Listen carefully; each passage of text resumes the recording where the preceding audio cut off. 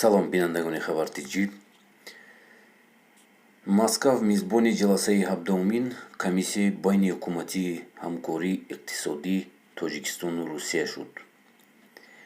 Барои ҳузур пайдо кардан дар ин ҳамоиш рӯзи 8 феврал, яъне ҳамин рӯз, Қоҳир Расулзода ба сифати роҳбари ҳайати сохтории ҳукумати ҷумҳурӣ ворidi Москав шуд. интизор меравад, ки ҳамоиши мазкур давоми 2 рӯз аз 8 то 9 феврал идома меёбад.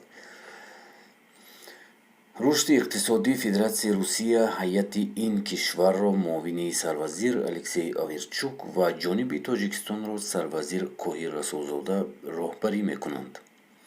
тибқи маълумоти пешакӣ, масъалаи асосии рӯзнома ҳамкориҳои Русия ва Тоҷикистон дар соҳаи иқтисод хоҳад буд.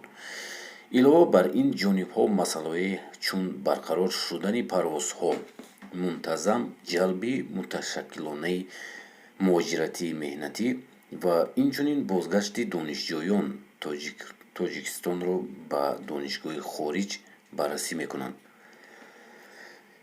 хотиррасон мекунем, ки ба ҷаласаи тибқи комиссияи байниҳукуматӣ ҳамкориҳои иқтисодии ду кишвар нимаи моҳи август дар Душанбе баргузор гардид. он замон Алексей Аверчук ба мақомоти давлатӣ ва шахсан бо кишвардории Тоҷикистон Эмомалӣ Раҳмон мулоқот анҷом дода буд.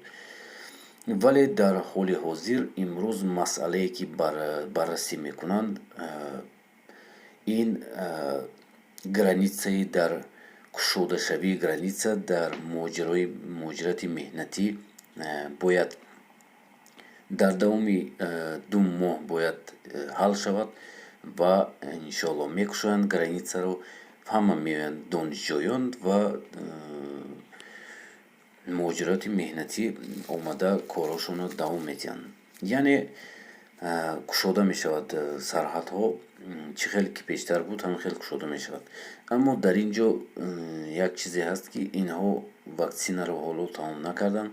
пурра агар тамом кунанд, метавонанд границаро кушоянд битамом. дӯстони азиз, ин буд видеои мо. шумо чӣ фикр доред? ҳатман нависед. ягон маълумоте доред, ягон саволе доред, ҳатман нависед дар комментария.